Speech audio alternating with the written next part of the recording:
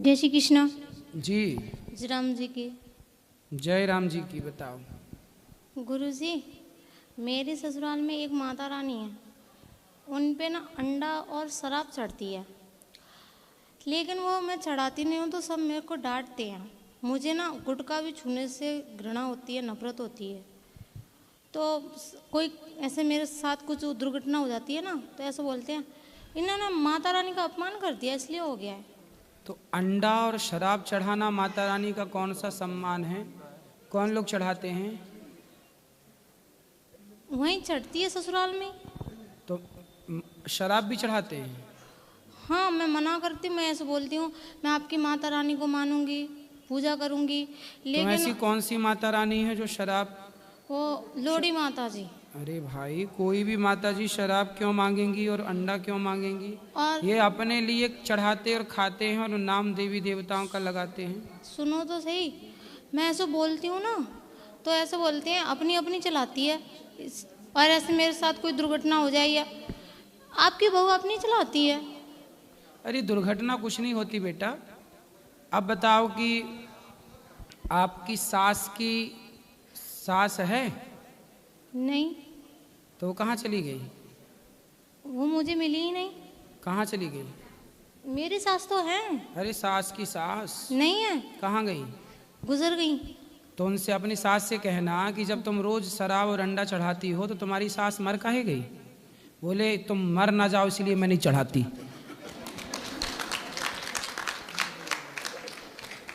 तुम चढ़ाती थी तो तुम्हारी सास मर गई, बोले मैं नहीं चढ़ाती तुम अमर रहोगी। हाँ। कहीं मैं चढ़ाई हो तुम भी टैं हो गई तो? मैं ऐसे भगवान के लिए कुछ बताती हूँ तो ऐसे बोलते हैं भगता नहीं बनती है ज्यादा। ठीक है, कौन सास बोलती है? और सब बोलती हैं, मैं रोना आ जाता है मुझे। तुम अच्छी बहू हो, सास को लंबी आयु दे रही हो ना चढ़ा के।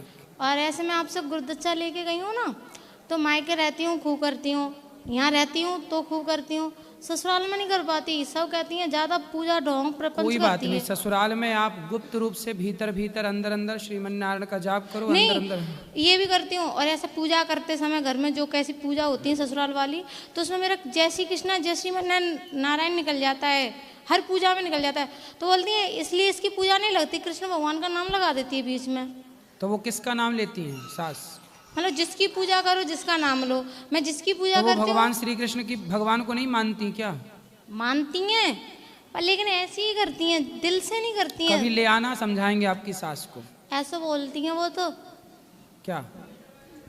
सब ऐसे ढोंग प्रपंच करते हैं, सब ऐसे ही कर रहे हैं। बोले तुम ही बहुत बड़ी पुजारन हो, अंडा चढ़ा रही हो वो और शराब पिला रही हो देवी माता को, तुम बहुत बड़ी पुजारन हो। उल्टा लटकाओ, मिर्ची का धुआं दो, ठीक हो जाएंगी। नहीं, वो तो अच्छी हैं, ठिकाने लग जाएगी। हैं? सासू मम्मी तो अच्छी हैं। अरे शराब इधर पिला रही है उधर काहे वाली की अच्छी करती है? हैं। अंडा चढ़ा रही काहे की अच्छी है? वो तो ऐसे बोलते हैं हमारे शुरू से पूछते हैं। अरे शुरू से कोई गलत परंपराएं चल रही हैं तो भगवान श्री कृष्ण ने नंद बाबा से यही तो कहा। यशोदा मैया 56 भोग बना रही थी, तो भगवान कृष्ण ने पूछा कि मैया 56 भोग किसके लिए? बोले हम इंद्र की पूजा करते हैं। भगवान ने कहा इंद्र की पूजा ना करो, गिरिराज जी की पूजा करो। जो गलत परंपरा भगवान श्री कृष्ण के घर में थी, भगवान कृष्ण ने उस गलत परंपरा को बंद किया, इंद्र की पूजा बंद कराई और गिरिराज जी की पूजा स्टार्ट कराई।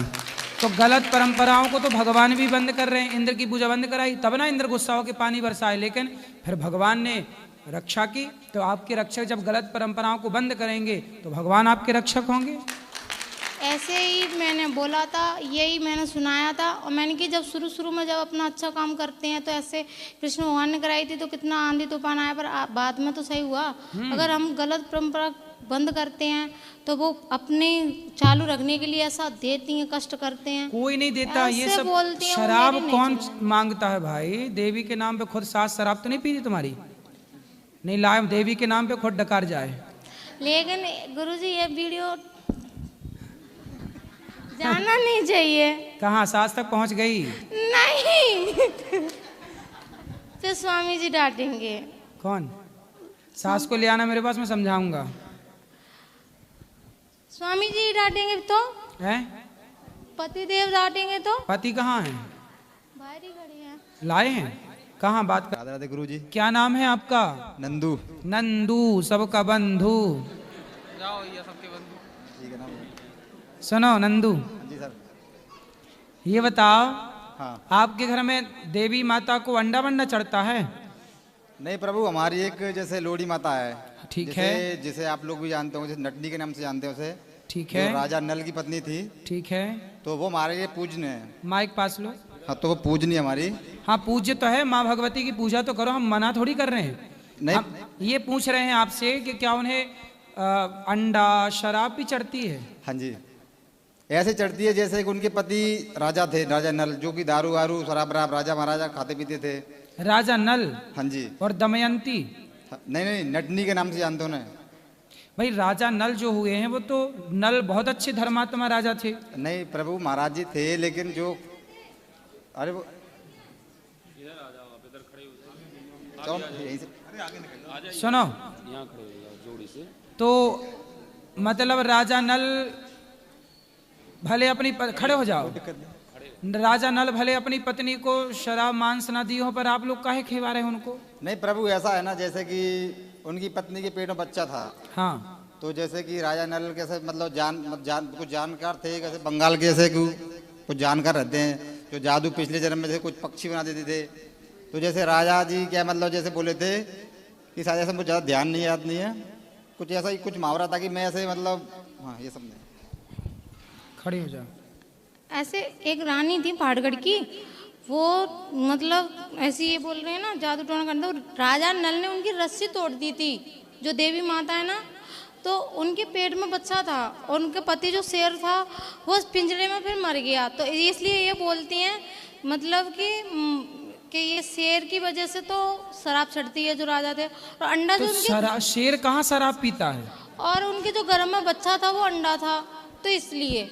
नहीं तो लेकिन बच्चा अंडा कैसे हो जाएगा? बच्चा बच्चा रहेगा। तो इनके यहाँ ऐसे मानते बात हैं। कराओ। क्यों? नहीं प्रभु, ऐसा नहीं है। अपने से गणित 2 और 2 4 होता है, तुम 2 और 2 3 बना रहे हो। नहीं नहीं, ऐसा है जैसे मान के चलो मैं हूँ, मेरी पत्नी है, हाँ, मैं राजा हूँ। तुम राजा हो, ठीक हो। हाँ जी, तो मैं जैसे खाता पीता हूँ, हैं? मैं खाता पीता हूँ, ठीक है। मैं खाता पीता हूँ, तो मेरी बीवी प्रेग्नेंट है। हाँ। उस टाइम पे इसका भी ध्यान तो जाए, मेरा भी ध्यान तो जाए। हाँ। तो मैं खाता पीता हूँ। हाँ। इसके पेट में बच्चा था। हाँ। तो माता क्या है ना, अपने बच्चे के लिए तो अंडा लेती है वो, और अपने पति के लिए जैसे कि बकरा और दारू ये चीज लेती है वो चढ़ाने के लिए। तो पति शराबी था तो मरने के बाद भी उसके नाम पर शराब चढ़ाओगे? गजब शराबी था। वो लेते हैं ना, हमारे यहाँ नियम ऐसा। अपने आप आके ले लेते हैं। नहीं नहीं, माता जैसे स्थान बहुत बड़ा हुआ नरवर क्षेत्र में, आप देखो एक बार, नरवर में लोड़ी माता का स्थान है। देखो माता सब अच्छी हैं, माता के लिए मना ही नहीं है, माँ की पूजा करो, बिल्कुल गलत नहीं है। लेकिन आप शराब चढ़ा रहे हैं, अंडा चढ़ा रहे हैं। सोचो कि मुर्गी का बच्चा है अंडा, क्या किसी और के बच्चे को मार देना, किसी जीव की हत्या कर देना सही है?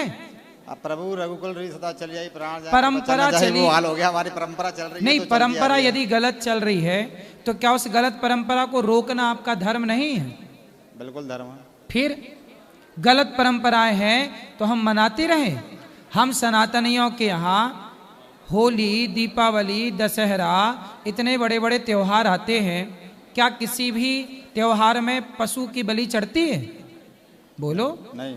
फिर तो आप लोग बेटा देवी की पूजा करो, देवी पूज्य है, लेकिन आप शराब चढ़ाएं, आप मांस चढ़ाएं, ये गलत है। लेकिन मांस नहीं चढ़ता ना, सीधे बकरा देते हैं, मतलब वहाँ तो बकरा मांस नहीं है, काट के चढ़ाना। ऐसा होता है, तुम लेके जाओ वहाँ छोड़ आओ, बाकी वो जैसे आश्रम वाले होते हैं सब। अच्छा, किसी की गर्दन काट देना सही है? अब ये तो मालूम नहीं, लेकिन फिर भी मालूम नहीं, आपकी गर्दन काट दी जाए सही है? बोलो। नहीं। तो बकरे की गर्दन काटना कैसे सही है? आपकी जान प्यारी है पर बकरे की जान प्यारी नहीं है, हैं? तो क्या किया जाए? मतलब आपकी जान की कीमत है, बकरे की जान की कीमत नहीं है।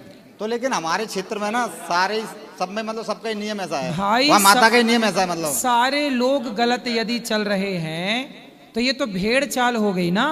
एक भेड़ कुएं में गिरा तो सारे भेड़ गिर गए। इसका मतलब ये नहीं ना कि एक भेड़ गिर रहा तो सारे गिर जाएं। बेटा तुम समझदार हो, तुम आज की पीढ़ी हो, पढ़े लिखे हो? जी थोड़ा बहुत है। क्या पढ़े हो? कुछ नहीं, बस 10वीं तक ही है। थोड़ा पढ़ लो, थोड़ा योग्य बनो। आज की पीढ़ी हो बेटा, किसी की अभी कोई व्यक्ति मार रहा होता तो मजबूरी उसकी कुछ रही होगी, पर आज क्या मजबूरी है, किसी जीव को क्यों मारना है भैया? जी प्रभु आज से नहीं मारेंगे। पक्का वैसे वादा? मारते तो हम तो मारते थे, मैं खाता पीता तो है ही नहीं। हाँ, मैं तो चपाड़ी तक नहीं खाता। अक्षय पात्र में पिछले कम से तो कम 10 साल आपकी से माँ, काम चल रहा है आपकी माँ तो नहीं खाती मांस? ना, सिर्फ ओनली पापा जी। हैं? पापा जी ओनली। आपके पापा जी, हाँ जी, पिताजी हाँ जी। मांस खाते हैं हाँ, और वो शराब खुद पी जाते हैं? हाँ शराब भी पीते हैं। ऐसा तो नहीं कि देवी के नाम पे खुद शराब पीना हो। ले अल्लाह, पापा तुम्हारे चतुर हैं। नहीं ऐसा होता है जैसे हमारे खेत तुम्हारी पे- माँ पैसा देती ना रही होंगी शराब पीने का, तब देवी के नाम से ले आए शराब, तो चढ़ाए देवी को, खुद पी गए। हाँ तो ऐसा भी होता है, ऐसा कुछ नहीं है। जैसे हमारे खेत पे जैसे कि एक देवी का हमारा स्थान है, तो जैसे हर कोई बात पे चलो वहाँ पे माता के नाम पे चलो क्वार्टर ले जाओ, वहाँ रख दो जाके। ले तो पापा वहां भी जाके पी आते होंगे। अरे माता का कोई पीता नहीं है तो फिर वो पी लेते हैं। पापा जी को अच्छा खूब शराब, तो नहाते भी होंगे शराब से? कुछ भी समझ लो आप। तो आपके पिताजी शराब से नहाते हैं? नहीं, हैं? आपके पास काम कर चुके हैं यहाँ पे आगे एक बार। हैं? अभी 5-6 दिन जैसे गार्ड की नौकरी पे आए थे वो। यहाँ गार्ड करके हमें मिले नहीं। आप देखना, कहाँ अभी है यहाँ? यहाँ से चले गए लेकिन वो। हाँ तो अब चले ही जाएंगे, शराब यहाँ कहाँ मिलेगी? यहाँ शराब मिलने नहीं होगी। आए थे तो भाग घूमने के लिए कि मैं यहीं रुकूंगा। 4-5 दिन काम किया फिर चले गए थे। अब आप लोग पक्का वादा करो कि अंडा शराब नहीं चढ़ाओगे देवी को? जी बिल्कुल नहीं करेंगे। फूल चढ़ाओ, चढ़ाना है तो बलि क्या, अपने अभिमान की बलि चढ़ाओ, अपने बुराइयों की बलि चढ़ाओ, अपने क्रोध की बलि चढ़ाओ। अपने भीतर कितनी बुराइयां हैं, आपके भीतर बुराइयां हैं, जी उन बिल्कुल। बुराइयों की बलि चढ़ाओ। कोई भी देवी देवता कभी नहीं मांगते बलि। बलि ये जबरदस्ती की परंपरा बनाए हैं लोग। राधे राधे गुरुजी। जी, मैं पटना से आई हूँ, हमेशा आपकी कथा सुनती रहती हूँ। मेरा एक ये प्रश्न है कि अगर अपने बच्चे को भक्ति में बढ़ाएं या भौतिक सुख के लिए बढ़ाएं? भौतिक सुख भी और भक्ति दोनों ही जीवन में जरूरी है। क्योंकि पढ़ाई तो बहुत सारा किया, IIT किया, MBA भी कर लिया। भौतिक सुख इसलिए होना चाहिए क्योंकि भौतिक सुख के बिना ना वैराग्य नहीं होता। जब व्यक्ति भौतिक सुखों में डूबता है उसके बाद ही वो वैराग्य की तरफ भागता है। इसलिए सब जरूरी, इसलिए गृहस्थ जरूरी। इसलिए हमारे यहाँ क्या बोलते हैं, पहले ब्रह्मचर्य, फिर गृहस्थ, फिर वानप्रस्थ, फिर संन्यास। हाँ। तो धीरे स्टेप बाय स्टेप आप पहले जाओ, संसार का सुख लो, सुख लेकर देख लो कि कितना सुख है, फिर आप ईश्वर में डूबो। क्योंकि यदि आप भौतिक सुखों को नहीं लोगे तो मन में रहेगा कि यार क्या सुख है, क्या मिलता है, क्या है। इसलिए भैया विवाह करो और मस्ती से अपनी गृहस्थी में रहो। इसलिए गृहस्थ के बाद ही वानप्रस्थ और संन्यास है।